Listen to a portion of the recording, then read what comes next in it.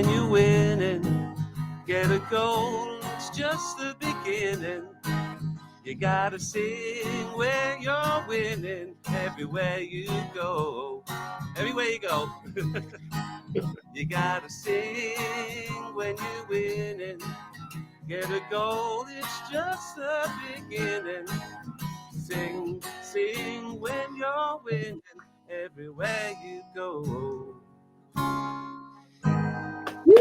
Hello and welcome to a brand new season, episode 44 of the Sing When You're Winning a Fantasy Football League Oddity podcast, featuring distant cousins of podcast royalty and a few, well, no special guests. We're all special guests this week because we're still finalizing numbers in the league ahead of the new season, which starts tonight if you are listening to this Friday morning.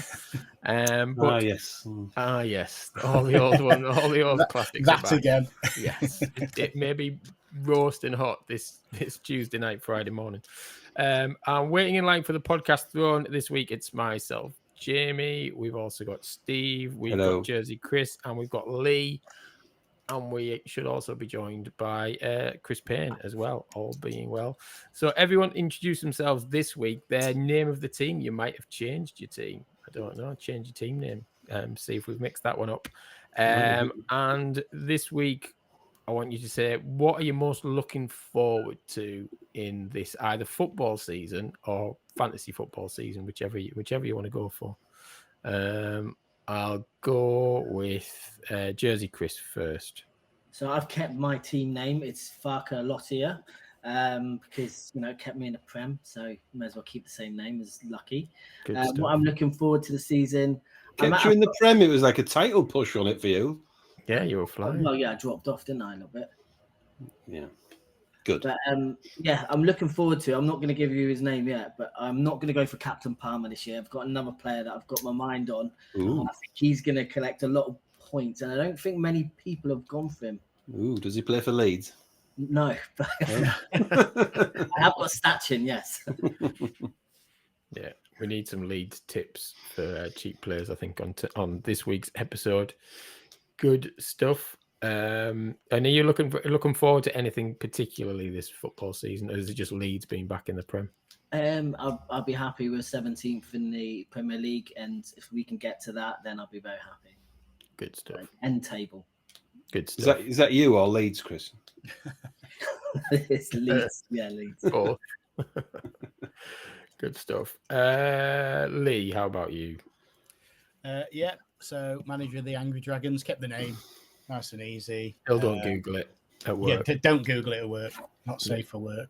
What am I looking forward to? I'm going to jump straight in and keep you Leeds guys happy.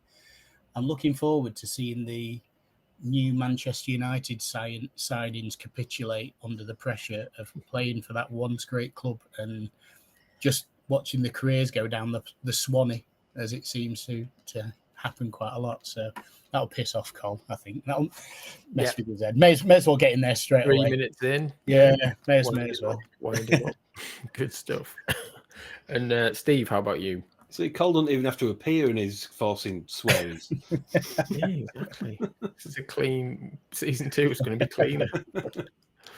Yeah, how did we get this recommissioned? Anyway, I'm Steve. Some of you newcomers might be listening, so you'd be able to put a face to my WhatsApps or whatever. Or some of you might just be regular new listeners that don't have a clue who we are. So anyway, my team is called Boys, and it has been for a few years now, so it's easy just to stick with the same old. What was the other thing we have to say? What are you looking forward to this season? Obviously Leeds. Definitely Leeds being in the Premier League. Mm-hmm. Ask me again in a couple of months, I might have changed my mind a little bit about that. But who knows? We might do all right. We might be awful. I have no idea.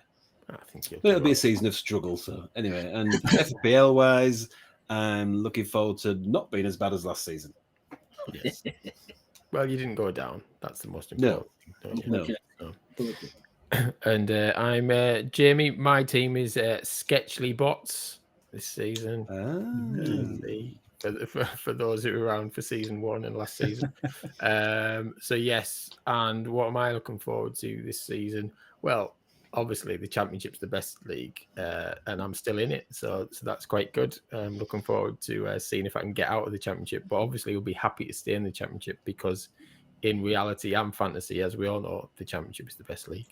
Although statistically it's the worst league. I know you've said this before. There's about 400 points average score difference between the Premier League Tactics. and Tactics, I think even the Conference League's about 400 points better average. Because you've got to think about your opponent. I'm convinced if I didn't think about my opponent some week, I'd score way more points. If Dan was in the Championship, he'd probably win it. Well, you're going to have Michelle in there. Michelle will be wanting to win it again, won't she? Because she won it 2 years ago. Yes. And I'm sure she's happy to be back in the best league, the Championship, for sure. But we've got some new managers, haven't we? So do we want to reveal? We do. We've got quite a few. In fact, Chris isn't here now, but I know Chris is working on a deal or two, actually. So by the time Friday comes round, he might have got another one in there. But one he did get over the line was former Everton and Manchester City and Hearts player, Neil Poynton. So welcome to Neil. He's already looks like he's well up for the season. Yes, he thought the season was starting last weekend, didn't he? Which he was very eager. Yeah, but very eager in the WhatsApp. Maybe he just thought the Charity Shield counted or something. Yeah, maybe. So maybe just have to get all those players out of his team now. Thinking he pulled a fast one. Triple captain. Also coming in, we've got Jack Carroll. He came in because he's part of Tom Gregory's famous BAFTA winner of our league, and Jack was in one of his the BAFTA winning series. So we've got 2 BAFTA winners now. We've doubled the BAFTA winners. Yeah, I don't know. Was Jack part of getting that? I don't know. It might be like I bet the producers get the BAFTA and the staff don't. Well, ask Jack. I bet you BAFTA is on his CV. Tom wouldn't let him in if he had a BAFTA. Though. Tom would be like dead against it. Right, yeah, we'll have to ask him when we get him on the pod. Yeah, we'll have to see the video of who went up to collect it. And who else we've got? Felix White. We've got who's excellent. He's from the Maccabees and 86 TVs, and he's also a Tailenders podcast. If he does the cricket pod, doesn't he? So listens to that, and he is a Fulham fan. So that gives us 2 of those, along with Magic Mod. Yeah. Another one, slightly less glamorous, but just as important, Ian Baker is the next door neighbour of Mark Morris. Excellent. Who's also in the league, for people who don't know. So it's not just a random thing that is Mark Morris lives next door. That's not his claim to fame or anything. I think it was just discussed through the hole in the fence, or fair enough. Maybe it was an argument about the fence, and the compromise was joining the league or something. Somebody lost a bet. Yeah, I'd love it if that was the compromise. It was maybe kind of Donald Trump type trade. Is you had to give up something to have that fence post. Brilliant. Elsewhere, who else have we got? Marty Longstaff. If you look at the Lake Poets, you'll find his stuff on there, and he's well known in the Northeast. And he has written the song "Sunderland Till I Die," which the lyrics for are in Sunderland's shirt this season. Yeah, it was on the theme for Sunderland Till I Die, wasn't it? On was it Amazon or something a couple of years back? Was that right? Yeah, excellent. Well, and obviously Marty is a Sunderland fan, or at least I hope he is. Anyway, number 6, Jack Bandera. I hope I've pronounced that right, Jack. And he's been brought in from the acting set, as he is brought in by Grace Maloney, who said that he will be an excellent addition to the league. And he was in Canada, so I had to do a little chat with him over a 7-hour time delay. So it's a transatlantic deal. Yeah. And doing anything exciting in Canada? Do we know that, or is it? I can't at liberty to say. Reveal. I don't know, to be fair, but it sounds more exciting. It does sound exciting. Could be like the new James Bond thing or something, couldn't it? Who knows? It could be. It could. A Borough Bond. That's what the world needs. He could be on holiday. Yeah. We've got Kevin Sim is our final one, who's a singer from Liberty X, and he's also now the singer of Wet, Wet, Wet. Which I hadn't realised until the announcement this week. So you go. No, I don't think I had either. And he also won The Voice. Yeah. So he's obviously very good. He's a bit like the geezer Adam Lambert. It's like the Adam Lambert of Wet, Wet, Wet. I guess. Would you rather? Anyway, let's not be disparaging about Wet, Wet, Wet. We've got him in the league. That's right. Yeah, it's a good move. And I like Wet, Wet, Wet. Yeah. What happened to Marty? He went solo, I think. Yeah. So Maybe if we could get him in, that'd be a real coup, wouldn't Rivals. it? There's a bit of a grudge going on. Yeah, that'd be good. Yeah, we're all for grudge matches in the league, and that's it. But we were famously turned down by Vernon Kay. Chesney made a WhatsApp approach to Vernon Kay. Yeah. Turned down.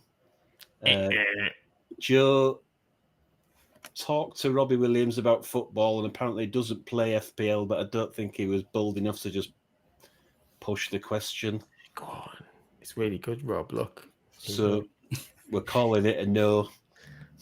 But it was nice to flirt with it. It's good. Yeah.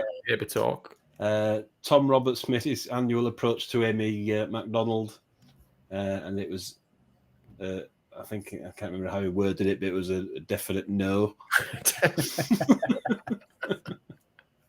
The joke's over, lads. So we might have to move on. No, don't.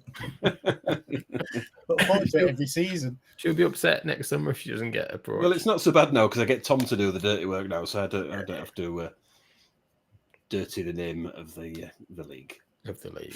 Good stuff.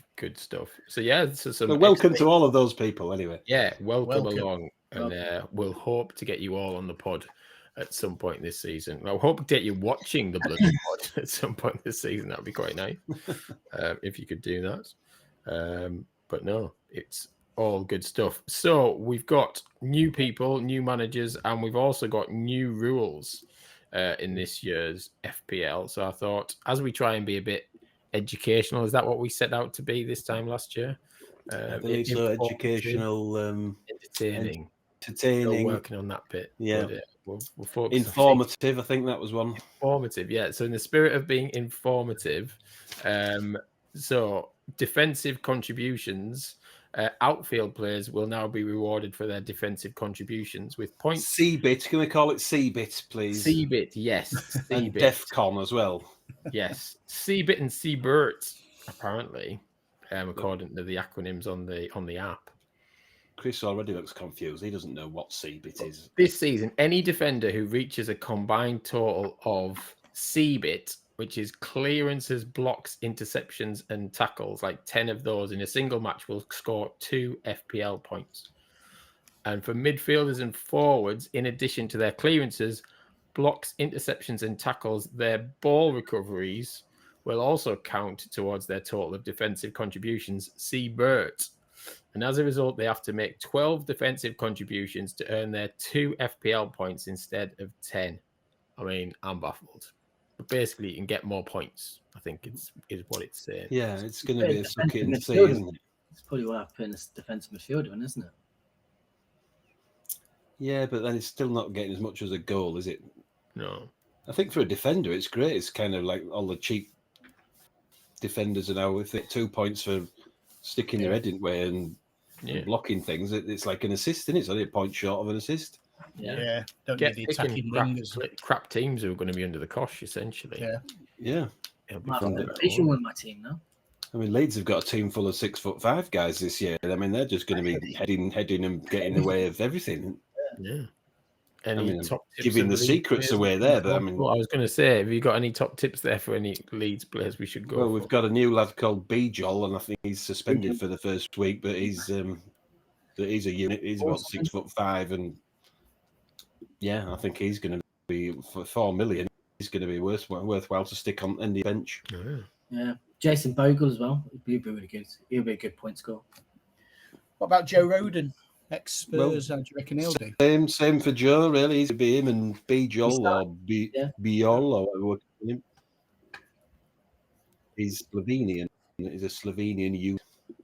Well, I've not finalised my team yet, so I might go a few leads. Nobody's finalised the team yet. No, but I've not played on with my team as much as some seem to be interchanging it. I've purposely kept for the last week because I think Grealish is going to go in my team now. He's at Everton. I think. You think you'll do well? I think he'll do well at Everton. Yeah. I don't know if he's a big goal scorer though, is he? What's his? Maybe get 10 for Man City. His best season or something. Playmaker though. I think he'll lots of assists potentially. Anyway, Everton aren't scoring any goals. Did all right second half of the season though, didn't they? Yeah. Hopefully it'll be a downward turn now and they'll be rubbish. Yeah, well, I put that new stadium crying out for surely. Rubbish team, yeah. Get relegated in it. Well, let's say if I'll do a Dan, and if I put Grealish in his curses, I'll curse him from the off. But who are you kicking out for him? How much is he anyway? 7.5, is he? 6.5? 6.5. Expensive, so why wouldn't you have him in your side?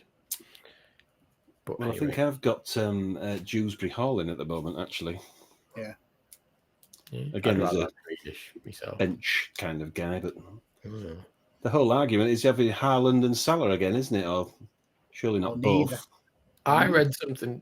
Well, was it on the WhatsApp today about not picking Salah essentially, saying that people think he's going to have less scope to play under the new system and all of that stuff. Frimpong as well gets up a little bit more further, so you push him out. But he always comes good though, doesn't he? No matter what you say, he never has a bad season for Liverpool. So no, and I think somebody put on weeks ago when there was a welcome thing about it might have even been Chris, was it Penn, and he put on 1.2. Don't believe a word Leon says. Exactly, that is very true. Very true. Right, you can also more new stuff. You get 2 sets of chips this season. I think it's fair to say the Ass Man is gone. Yes. Yes. There's no Ass Man this year. But you'll get 2 sets of chips. So you'll get a wild card, free hit, triple captain, and bench boost in each half of the campaign. And there's lots of talk about people saying you should do your bench boost in week 1 to get. Yeah, there is, isn't there? Yeah. It's lots of people saying that because apparently there's going to be no double game weeks at all in the first half of the season.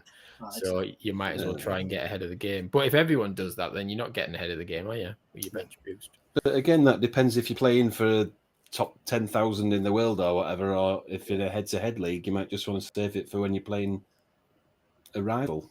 Exactly. But yes, but the first set of chips must be played before the game week 19 deadline passes at 6:30 on Tuesday, the 30th of December. And we'll blink and it'll be Tuesday, the 30th of December. It will. Before we know. I played well before then. Yes. Aren't you the one, Chris, who plays all of your chips really early on? Yeah, my wild card would probably be in game week 3. Yeah, I'm pretty sure you'd said that last season. But then people do that, don't they? I like to save mine for the first or one of the international breaks because then you can kind of assess how things are a little bit, can't you? And then you also get a couple of weeks to look at it, don't you? Yeah, exactly. So, and plus now there's that many chips and that many saved transfers. There's plenty of scope to kind of change your team if it's all going badly wrong, isn't there? Yes, absolutely. So, but yes, there's. I think, to be honest, they seem to be creating more and more opportunities for people to just score lots of points this season. I think that seems to be because there's changes to assists rules as well, and yeah, I mean, people can read it on the app. To be honest, there's quite a lot. But the other interesting point is there's extra transfers around the Africa Cup of Nations as well. So managers will be given extra free transfers in game week 16 to help plan around this season's Africa Cup of Nations. Your total number of free transfers will be topped up to the maximum possible number of 5 in game week 16 due to the possibility that some players will leave early for the tournament. So basically, around game week 15, just make loads of transfers. Yeah, I'm not sure I like that one. It's a weird one, isn't it? Just helping Sunderland out, aren't they? Yeah, it's taking the planning out of it, isn't it? That little thing where you're playing somebody and thinking he's got so many African players in his team, he's going to have nobody. Yeah. And you can plan for it. And then now he's going to have 5 free transfers, so it's not going to matter at all. Yeah. It's, but like I said, I think it's guaranteed. They're just trying to make it easier for people this season, I think. Yeah, just wiping people's FPL bottoms. Yeah. But then they bring in rules about the C bits and all that are like just a little bit too complicated. Look at Chris. Yeah. What's going on? And there's more tweaks to bonus point systems as well. You can get more points for number of points from goalkeeper saves, goal line clearances, penalty goals, successful tackles, and all of that good stuff. Again, we don't have the time to go through them all now. And the other new thing, has anyone made a team badge yet? Yes. Team. Yes. I've not got round to it yet. Mine's called pending moderation at the moment. Oh dear. Is there any reason why? No, I don't think so. How angry are the dragons? I think it's the phallic-looking towers behind them that are causing the issues more than anything else. We'll see. I think in next week's pod, you'll have to send them across, and we can put them on screen, and we can judge everybody's out of 10. We'll do a bit of art attack stroke the gallery. To be fair, mine's pretty basic because they've just kept suggesting things and it just come up with a lot of nonsense. So I just stuck with whatever looked most normal. Can you paint it? Can you put your own colours in? Yeah, I think so. It's like an AI thing, isn't it? It's an AI prompt, so you can say, I want some red dragons with a blue background and colourful unicorns. That sounds pretty good. So that's essentially what you asked for. Yeah, I will do it then. Yeah, but they've got rid of the kit thing, hasn't there? There's no kits, and you don't pick a kit now. I don't think. Do you? All right, just get your badge. But yeah, I think next week and whenever we have a guest on, they should have to share their badge. Maybe we'll see how long that lasts. So yes, lots of new rule changes. But yeah, check out the app if you want to properly gen up on those things.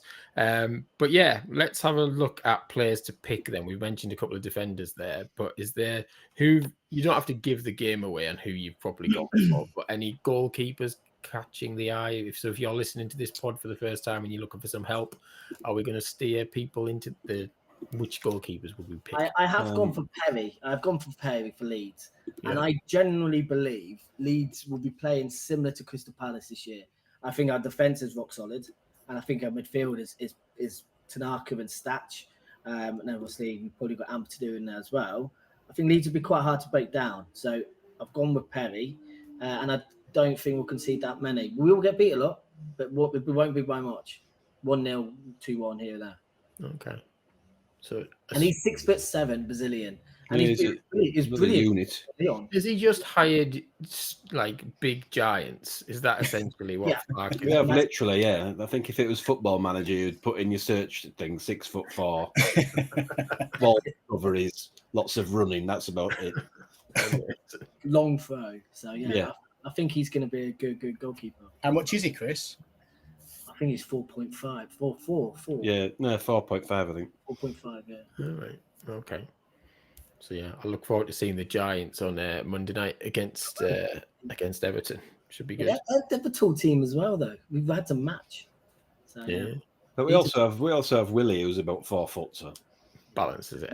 So he's going to look funny in the lineup. Yes, the camera goes along. I'll have to dip down. Him and Dan James. Like what? Yeah. Anyone else on the goalkeeping front? Anything jumping out? Well, if any of the new people are listening, I would probably suggest don't go for 2 premium goalies because one of them, A, it gives you a problem to choose one every week, and B, it just saves you some cash. So, yeah, I think surely everyone's jumping on Dubravka at 4 million.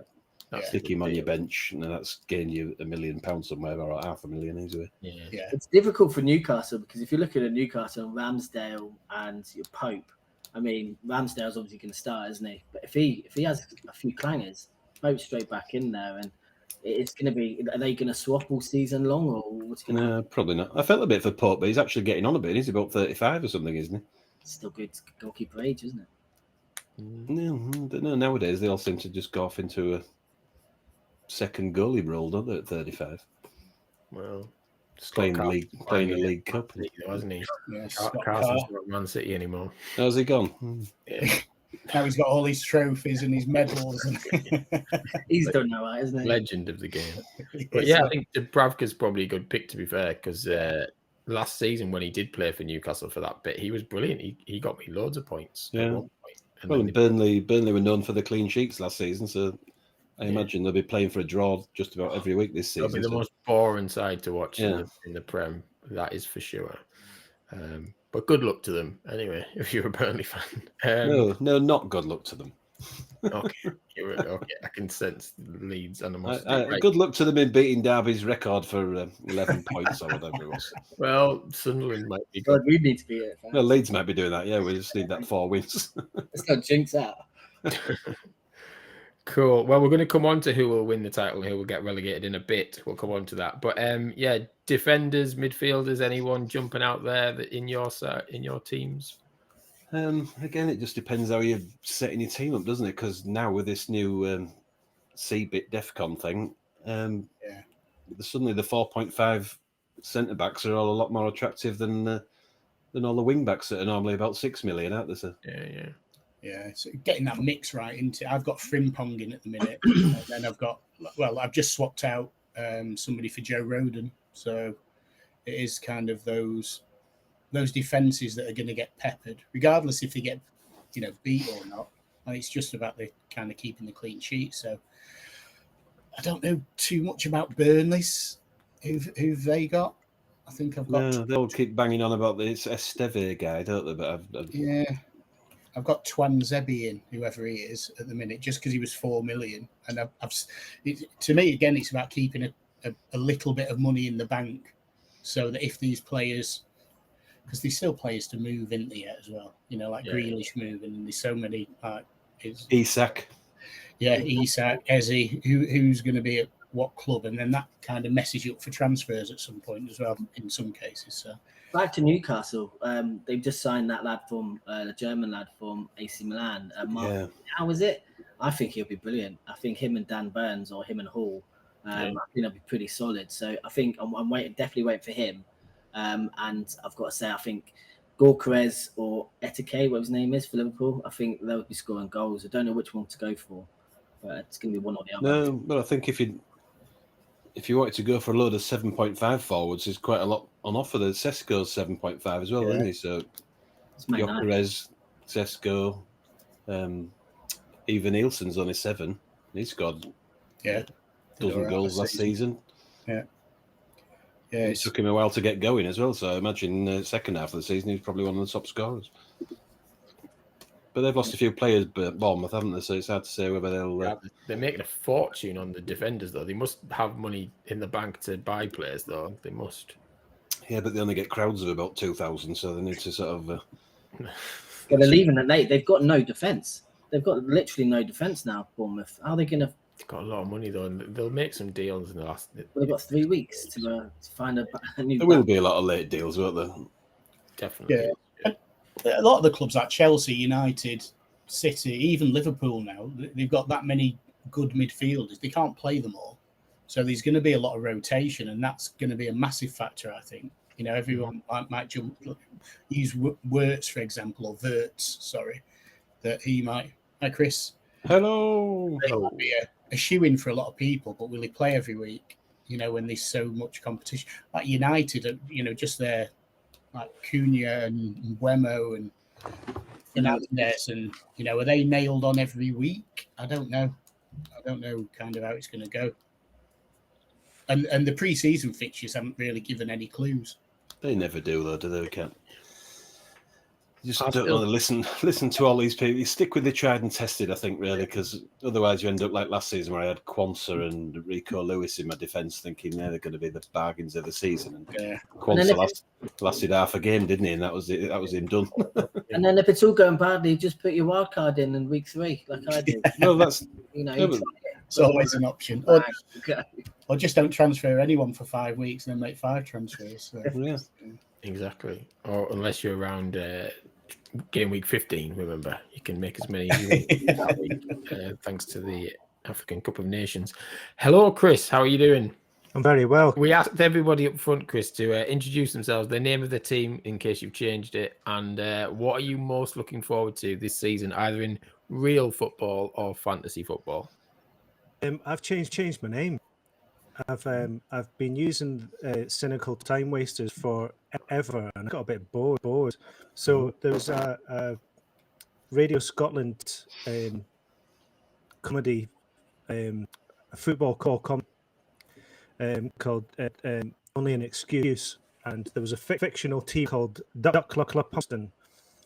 It was Duckler Plumstead, Sawmill, and Tannery, and I thought I'll use that tribute to the comedians that created it, Jonathan Watson, Tony Roper, and they ended up making it into an actual real team, and they played charity matches, like kind of soccer aid, that kind of thing. Yeah. I think the quality was quite as high, but anyway, so I'm Duckler Plumstead this year.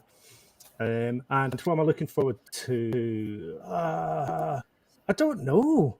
I mean, I Liverpool won the league last year, but I think yes, they played well a lot, but it wasn't like the the 2020 season where they were just miles away from everyone else. Yeah, it's just that everyone else was kind of stumbling, falling over themselves, and tying laces together. And I don't know. It remains to be seen whether Liverpool can, kick on. I'm interested to see how everyone gels at the moment. I'm excited to see some of the players. I'm also hoping they make another couple of transfers and different ones to the Isaac one.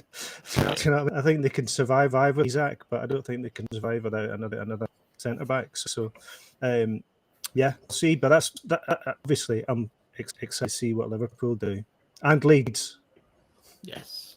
I'm picking up a bit of a stutter from you, Chris. Yes, a bit max headroom, yeah. Max headroom, that's what I thought. Maybe just ham up the max headroom for the rest of the People might just think you talk like that, Chris. That's just... Maybe I do. For the rest of the show, just ham up the max headroom. Maybe move your head a little bit as well as you're chatting, and then that'll be illusion. Yeah, but you guys have only ever heard me talk on this podcast, so maybe I do just talk like this. Maybe he does, yeah. In which case, we apologise. Yeah, sorry, we apologise. I chose my words very carefully. You may have noticed. Yeah, exactly. Apology accepted. Apparently, Liverpool are getting Leone and Mark Guy. Yeah. Well, I was hoping that it would be on the 25 million for Guy. He's decent and he's consistent, and that's what. If Van Dijk gets injured, I think it's too cheap. And his contract's up next year, though, I think, isn't it? And he's only 4.5 on FPL, so I think he's a bit of a shoe-in, isn't he? Really, at that. We'll get him in now, and they could have four Liverpoolers. Yeah. And Isak with 5. Yeah. Good. I understand he's packed his bags already. He's refusing to play for him now, isn't he? Yeah. Weird. Absolutely weird. For me, it brings up a bigger issue, and I think a club like Liverpool should say, no, we're not doing it. We don't want a player that behaves this way. This kind of. Yeah. I think Liverpool are the sort of club that can do that and should do that and say, right, if you're going to behave like this, what happens in 2 years if Real Madrid come along? Are you going to do the same to us? But what if Liverpool are telling him to do that? Well, they probably are, but it sets a precedent for any player to say, "Oh, I'm not playing for you anymore. I want to be sold to so." Yeah, there's a lot of legal stuff going on, isn't there? Kind of a little bit like the Bosman ruling about restriction of trade, and a lot of ex-players going down the legal route, suing clubs for not being allowed to move, which could be absolutely huge. From a football perspective, it probably bigger than Bosman as well, I think. Yeah, I heard that. I think they're more or less abolishing transfer fees, weren't they? It's just getting rid of transfer fees, I think. Well, that's just what we need. We need the players to have more power, really. No, surely not. Well, I read somewhere today that Man U were putting a bid in for 145 million for someone, and they were going, and someone commented below it and said, those dinner ladies must have been getting an absolute fortune. It sums it all up, doesn't it, really? Yeah. Absolute madness. Cool. So, Steve, do you want to say a little bit about the new structure for the bottom leagues? I should save that for next week once it's been finalised. Possible potential, because we'll have to put it to the bottom league, but at the moment they're all sort of in favour of it. mainly because they're depending on, we've got, as we've mentioned earlier, 7 new signings. Yes. 2 people have resigned from last season, and there's 3 or 4 still to sign up. But Vicky Sparks has messaged to say she's definitely in, but it'll be later in the week. Good stuff. But I've heard nothing from Faris or Natalie or Neil Robertson, so they could leave. But if they all come back, then we could be quite well oversubscribed, in which case the bottom division would then be a bit top heavy on 26, 28 teams maybe. Yeah. So the suggestion is that they will play half a season or around about there, because maybe the FA Cup break would be a good time to stop it. And then the top half of that table will become the upper division, and the bottom half will become the lower division. And they will have to set up a new league, but then they will play till the end of the season and they have promotion and relegation there, which will kind of give them more interest, I think, because if you're at the bottom of a big table, you kind of you've got nothing to play for, really, obviously. Yeah. Whereas if you're in a league of 12 or 14, and there's 4 going up from it, there'll be 4 going down. If you're in the higher one, there'll be 4 up, 4 down, and a very small space in the middle where you could fall into either category probably at the end of the season. So we'll see. It might work, it might not. I think it will. It'd be good. And then you're just getting to play amongst different people, like first and second half of the season. Yeah, well. Interesting. And there was a lot of concern from our League One managers that we might relegate 6, and they weren't very happy about that. On the Well, none of you are in League One, so it's fine. We don't care. We're like, yeah. There's a League One. Sorry, is there? No interest in lower league football there, Chris. No interest in lower half. Right, let's have some predictions then. Round everyone, who's going to win the title and one team to be relegated? I won't ask you to name all 3 that you might get relegated, but who's going to win in actual football? The actual real football. Yeah. I think City are going to win it this year. I think Jim Daly's going to win the league, and I think Chris Duhamel's going down. So Jersey Chris thinks Man City for the league, yeah? To go down, I'm actually going to say I'm going to go for Brentford to go down. I wouldn't necessarily disagree, to be fair. I think they could be in trouble with Keith at the helm. How anyone else? I'll tell you what I'm going to go for. I think Chelsea are going to win the league this season. Oh, if they continue the way they've been playing recently and over the summer, I mean, it might be a big ask, but I think they're starting to gel and play amazing football. But time will tell whether they can be consistent. But I think we're due a surprise. I think the way the season ended last year, Liverpool kind of gave up, but no one was catching them anyway. And I think a team like Chelsea could surprise everyone this season. I think the Brazilian kid they've got looks really good. I can't remember his name. Estevao as well, isn't he? Yeah. Estevao, yeah. I mean, I don't want Chelsea to win the league. Don't get me wrong. Like, I'm not a big Chelsea fan, but I genuinely think they'll be in the running and possibly do it this season. And to go down, I think Sunderland dead certs. I'm not saying that as a Borough fan, but I think the dead certs to come down, to be fair. Too many players. Yeah. Granted, Xhaka didn't even know where he signed for, if you heard his interview. It's like, don't think he quite knows where he's at. Anyway, anyone else? Well, I think Liverpool will be there or thereabouts, but I also think it will be a lot closer, and it will probably depend on these big marquee signings, which of them really kicks on. So if Yuka's in Arsenal starts banging them in, then Arsenal have a real chance with the amount of creativity they've got in the midfield. I think if Florian Wirtz what we think he's going to do, then I think Liverpool got a real chance. But it's going to be about consistency and the big signings, not too long to settle in. And going down, I don't know. I feel like I mean, Bournemouth have lost like 75% of their defence, have they not? Yeah, I mean, we've got Kirk is, but there's Zibanejad's gone. Who else is Hoyson as well? I mean, they've been battered. So I think Bournemouth will be in trouble because they can't rely on the attack, which is good, and I don't think they lost any of their attack. But it could be on a sticky, basically. Yeah, I think Lee's dogs disagree violently with what you were saying there, but I don't know why they're from North Macedonia, so they've got no kind of vested interest in it. So I think Sunderland will go down. I also think Bournemouth are going to really, really struggle. So I think those two probably will. Winning the league, I'd probably go down the route of, I think Liverpool are going to win it. I do agree with Chris. It depends on these signings. And I was saying earlier as well, Chris, I think before you joined, how he's going to set them up, because there is so many players to choose from now. And I think when you've got like a smaller squad, it kind of takes some of that jeopardy away of, who do we play this week? And you've got a team that's playing week in, week out, and they get that consistency. So I think that might cause Liverpool issues. And it's the same with Chelsea. I think they're my kind of runner-up.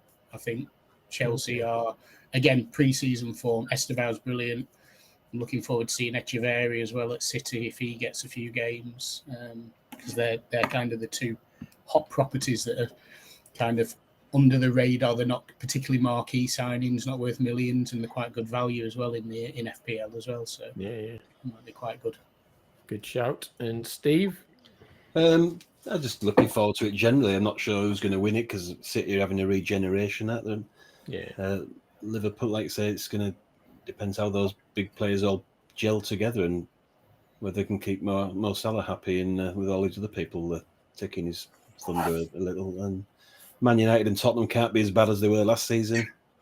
Well, you say that. Good. Maybe this is the season. Tottenham are definitely going to. They've made a few good signings, haven't they, as well? Yeah, and be all right. Thomas Frank will sort them out a bit defensively, I think.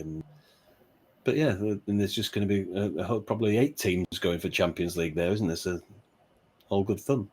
Yeah, should be a good season. I don't think it'd be particularly obvious as to who's going to go up or even go down. Like you said, there could be 5 or 6 teams down there potentially, which would make it interesting. Right, we're going to do predictions. I'm going to try and set up a bit of a running league table for panelists and guests as well. Because we started doing predictions last season, but it didn't really mean anything.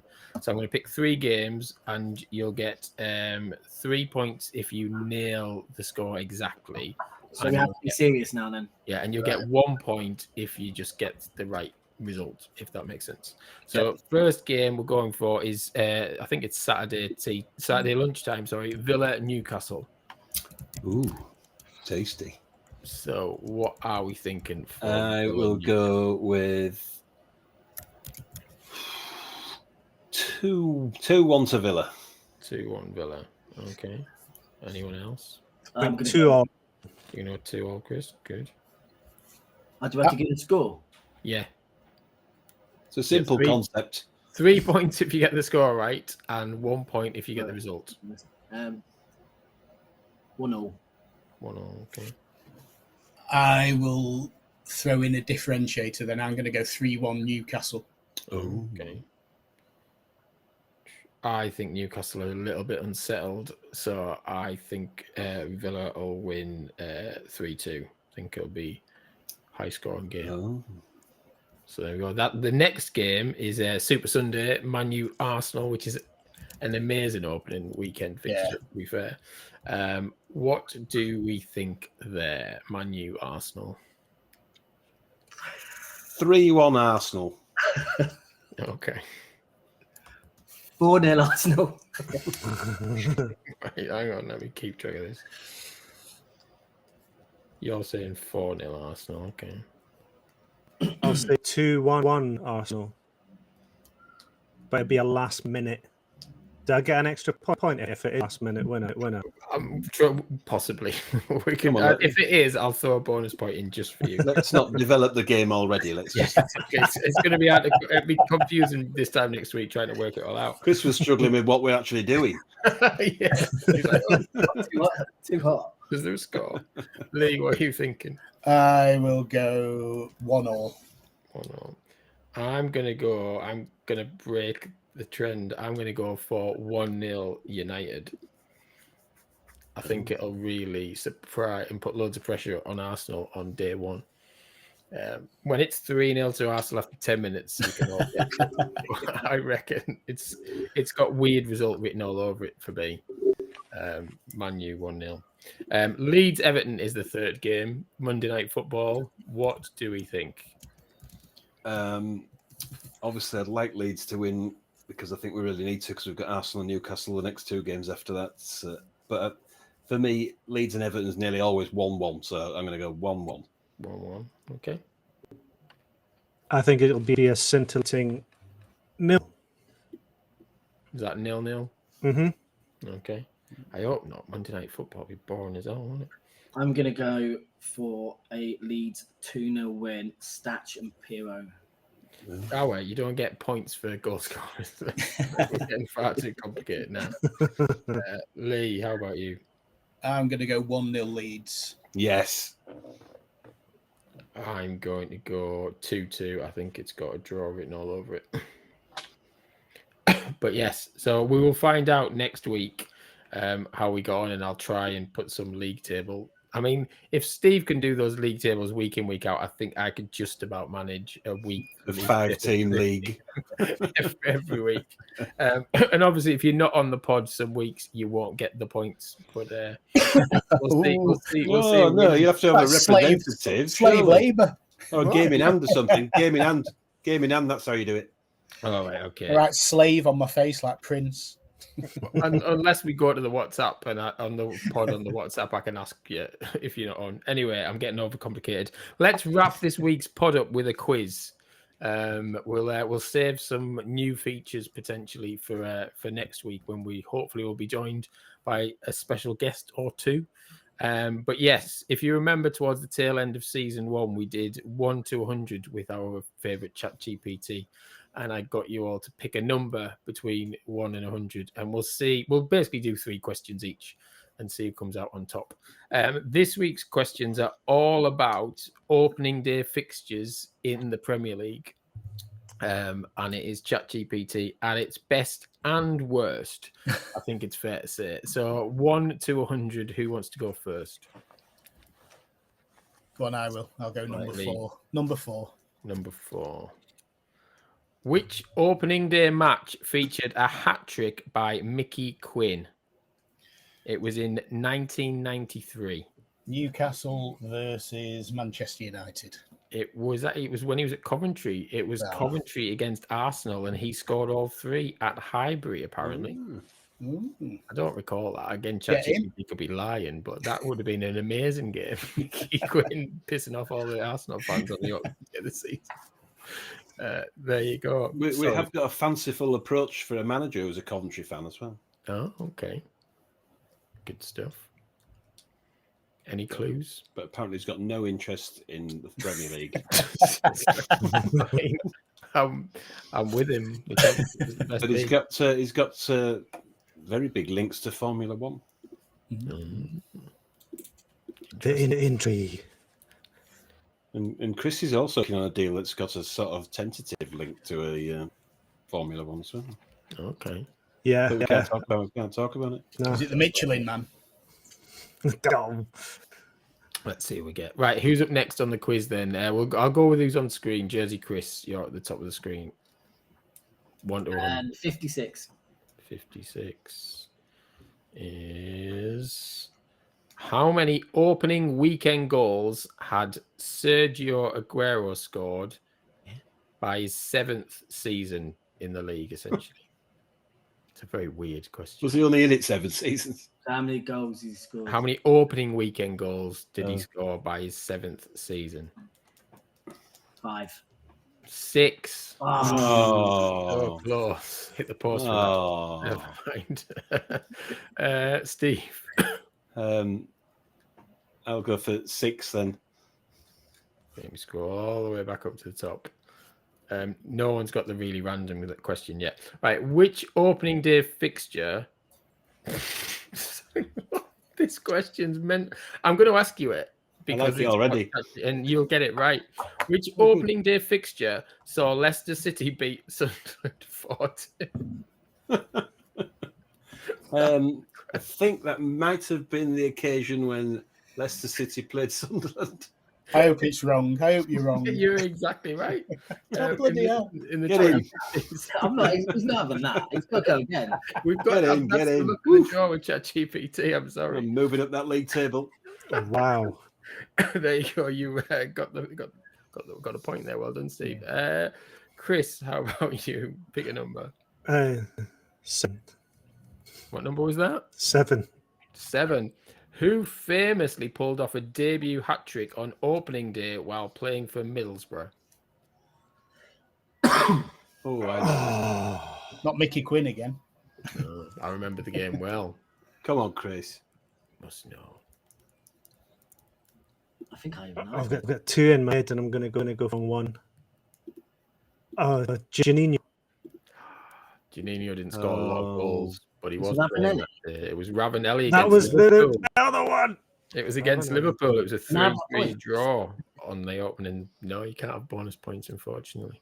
Right. But yes, it was Ravanelli back in the glory days of Middlesbrough, when the glory days even meant you got relegated and lost 2 cup finals, but they were still glory days.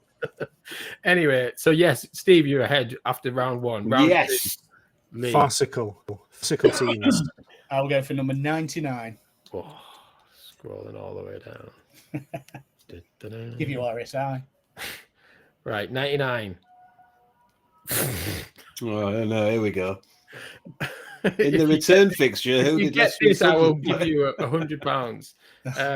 How did the Times newspaper reflect on opening day traditions and drama?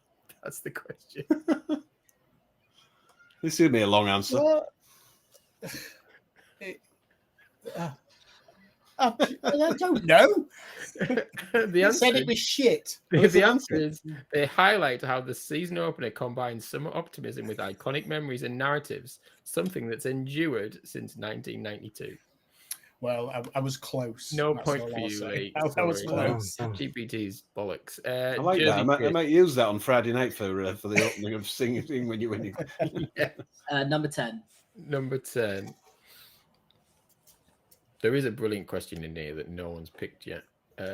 Which moment is remembered for... Again, you'll get this point. Which moment is remembered for Jurgen Klinsmann's diving goal celebration on opening day? When he did the diving for Spurs. And Well swept done. it. Yeah, exactly. Nice. The unforgettable moment How Well, did you get that? Yeah. in 1994 for Tottenham on opening day. Oh. Pure There you football go. knowledge. Pure There you football go. knowledge. There you go. One point there, Jersey Chris. Steve.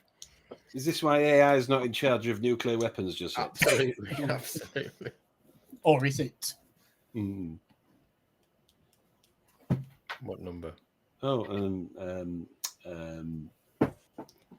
40. Ooh, number 40. Who was the first foreign manager to win on opening day? Is this true? Ooh. Wasn't until 1996, 1990. believe it or not. Hey? 1990 what? 96. So no foreign manager won a game on the opening day until 96, No. allegedly. I think that's a clue. This is quite a toughie, isn't it? 1996. I have no idea.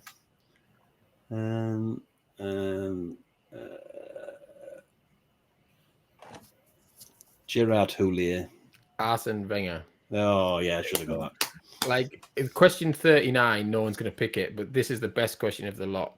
Which club drew 4-4 with Arsenal on opening day of 2009-2010? The answer is no team, because Arsenal won 6-1 at Everton. This is just shit. I mean, what chances have you got? Really, ChatGPT should take over the chase and stuff like that. Be fine. Yeah. Yeah, Chris should be doing all these questions with his Max Headroom voice as well. Yes, go on, Chris. 50. 50 is who scored the first goal of the 23-24 season?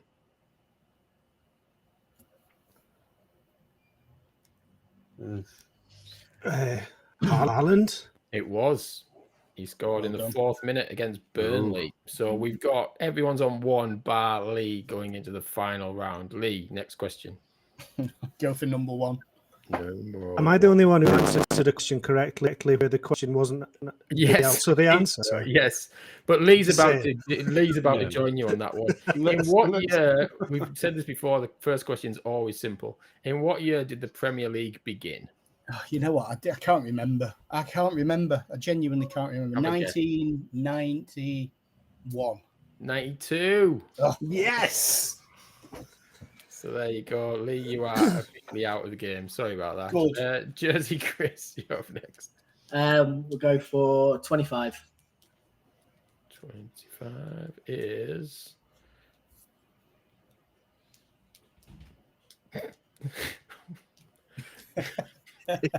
What is the reason Manchester United's 24-25 opener was moved to Friday night?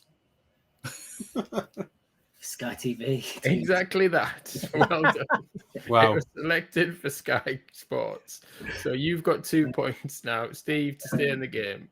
I think we need to invest in some new questions. We do. But it provides some weird entertainment, doesn't it? Well, what great entertainment, yeah. We'll have to ask the listeners whether it's You entertaining. will do a poll. We can get all Nikolai's fans to tell us. Yeah, the 100,000 people who've liked that post. we get a like every single day without fail from that on. And someone going, it's Jamie fucking Lannister. Yeah, I was going to say that, but I thought it was a bit rude. So. Yeah.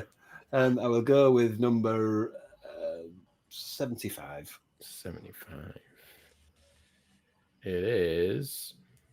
Who provided the assist for City's second goal on Haaland's debut? On his debut, Foden. It was De Bruyne. Oh. Sadly, you are out as well. So, Chris, tragic. to stay in the game and go to a tie break, we might just want to end this nonsense. Pick a number between 1 and 10. 82. 82 is... Which promoted side thrashed a big name opponent? But I'll tell you who they thrashed, and we can debate whether they're a big name opponent. 4-0 on the opening day of the 2010-2011 season.